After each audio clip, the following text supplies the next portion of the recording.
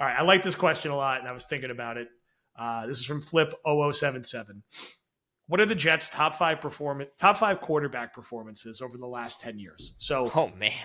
Effectively 2015 up through now is how I thought about it. So, first one that clicked in my head was Mike White.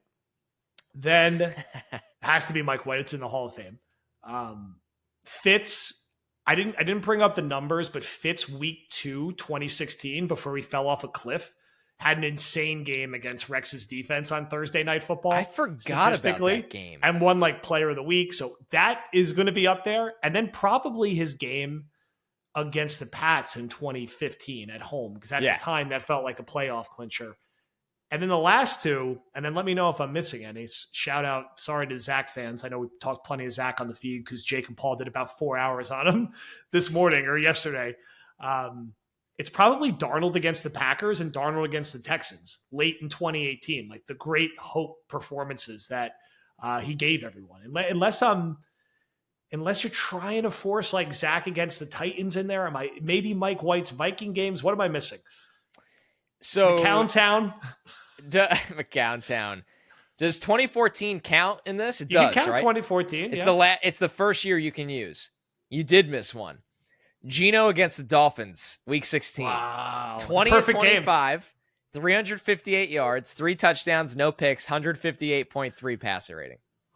Wow. The early signs for the Seattle fans. And that's the game Decker had like 210 yards receiving it. The Jets are the kings of having their bust young quarterbacks, and great job by Geno. Like, he obviously turned his career around. He's one of the biggest outliers of all time in this era, how late he figured it out. But their bust quarterbacks having their best game of the year in somewhere in the final 2 to 3 weeks of the season, and everybody clings onto it for the entire offseason. We all do it. And we go, this is why it's going to work out. We did it with Zach Wilson against the Bucks. We did it multiple times with Darnold, and Geno against the Dolphins, where they won 37-24, and he literally couldn't miss. It was like watching a preseason game, only week 16.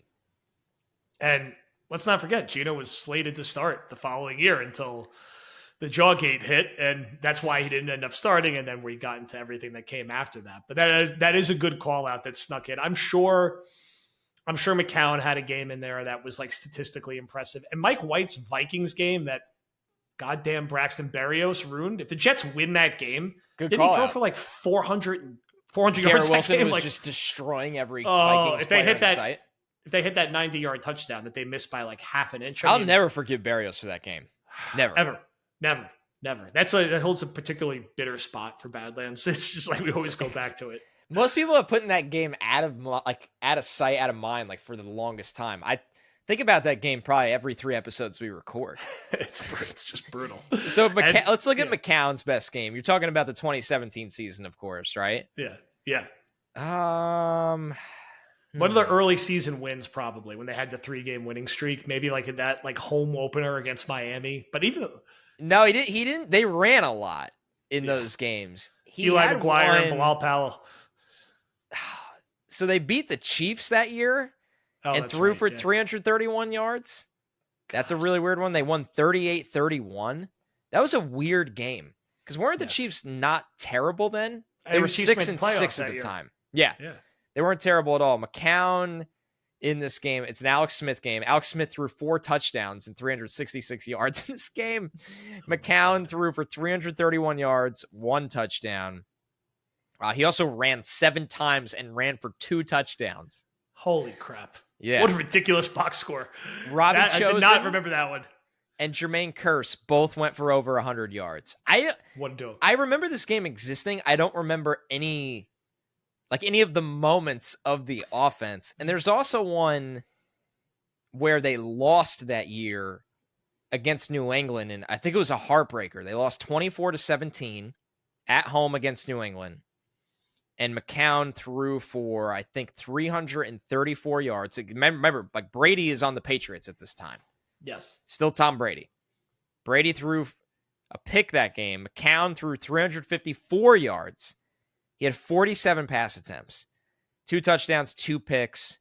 He ran 3 times for 21 yards, and the ball was spread around quite a bit. That was the Austin Safarian-Jenkins game, yeah? Yes, it was. They should have won that game. Yeah, they should have won that first game. Place. They were robbed. I think they were 3-2, and the Pats were 3-2. Yeah, McCown went nuclear in that game. Wasn't that the game that they came out and scored on the opening drive to Jeremy Curley? Yes, because I remember sitting there like, whoa, because they had just, if I remember this correctly, yes, they had won 3 in a row, and at this point they're 3-2. McCown's playing well. They're running the ball. And they're playing New England at home. And this is kind of the point in the season where, like, if you beat New England, the Jets might be a sneaky playoff team that year. They lose a heartbreaker to New England. They lose a heartbreaker at Miami. They lose an insanely close game against Atlanta. So they dropped 3 soul crushers in a row. They beat up on the Bills. They lose to the Bucks. And they played so many close games that year. Every game is by like 5 points. And then they sucked the last 4 games of the year. Yeah, it fell off a cliff. Did McCown get hurt? McCown got hurt. Yeah, Bryce Petty was 0-3. Yes. Yeah. They were terrible. Someone who's not going to be in any of the top 5 performances, Bryce Petty, who started an alarming amount of football games for the Jets during this time. Here's a trivia question for you. Who on the team that year led the team in completion percentage? Wow. Well, it wasn't one of the quarterbacks, Bilal Powell. Locke Edwards. Locke Edwards. 31-yard pass. Who was that pass? It's like, I can't even imagine. I forget who caught that pass. I remember this play.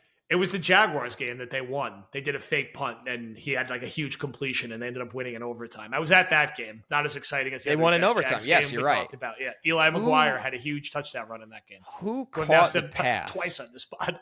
I won't sleep until I find this. I feel like it was a random special teamer. Marcus Williams. Wow.